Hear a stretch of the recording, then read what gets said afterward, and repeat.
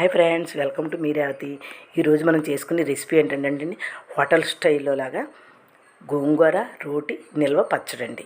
చాలా బాగుంటుందండి, మనకు నిల్వ కూడా ఉంటుంది. అయితే దానికి కానీ నేను ఏం చేశానంటే 30 రూపాయలు గోంగూర తీసుకున్నాను, బాగా వాష్ చేశానండి, ఓవర్ నైట్ ఆరబెట్టానండి. ఎందుకంటే తడి అంటే ఉండకూడదండి, అలా కాబట్టి మనకి నిల్వ ఉంటుంది. అంచేత ఆరిపోయింది గోంగూర. రండి మనం ప్రాసెస్ ఏంటో చేసుకుందాము. కళాయి పెట్టుకున్నాము. 2 స్పూన్లు మినపప్పు, 2 స్పూన్లు పచ్చిశనగపప్పు, ఒక 7 ఎండుమిర్చి, ఒక స్పూన్ జీలకర్ర, ఒక స్పూను ధనియాలు వేసి బాగా ఫ్రై చేస్తుండే. ఒక స్పూను ఆయిల్ కూడా వేసాం, స్కిప్ అయిందండి. అయితే ఇవన్నీ వేగిపోయి ప్లేట్లో తీసుకున్నాము. అదే కళాయిలో మళ్ళీ ఆయిల్ వేసుకున్నాము. ఈ గోంగూర ఆరిపోయింది కదండి, అందులో యాడ్ చేసి బాగా ఫ్రై అయిపోయిందండి. అది అయిపోయాక తగినంత సాల్ట్, చిన్న చింతపండు వేయాలండి, పుల్ల గోంగూర కాబట్టి. అది కూడా ఫ్రై అయిపోయింది, ప్లేట్లోకి తీసేసుకున్నామండి. ఇప్పుడేమో ఆ పప్పులన్నీ చల్లారాయి కదండి, ఆ మందాసాలు వేసి బాగా దంచేసామండి.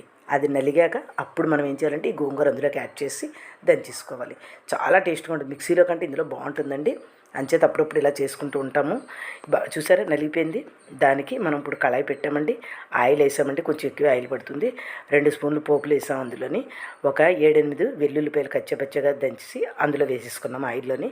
ఒక 1/2 స్పూన్ ఇంగువ, 2 స్పూన్లు మ్యాంగో చిల్లీ పౌడరు వేస్తాం. అంతేనండి ఇంగ్రీడియంట్స్. అవన్నీ ఆ పచ్చడి అంతా అందులో యాడ్ చేసేస్తాము. ఇంక ఈ పచ్చడి అలా బాగా కలిపేసేసి మనం వెంటనే తినేవచ్చండి. అన్నంలో వేసేసుకోవచ్చు, వేడి అన్నంలోని నూనె వేసి ఆ పచ్చడి వేసుకుని ఉల్లిపాయ నంచుకు తింటే ఉంటుందండి అమృతం. ఏంటి అంటే ఇదే అని మనం చెప్పొచ్చండి, అంత టేస్ట్గా ఉంటుంది. లో కాస్ట్తో మనకు అవుతుంది. చూసారా, నచ్చిందా? ఇంకెందుకు ఆలస్యం, చెయ్యండి, సబ్స్క్రైబ్ చేయండి, తినండి. నమస్తే.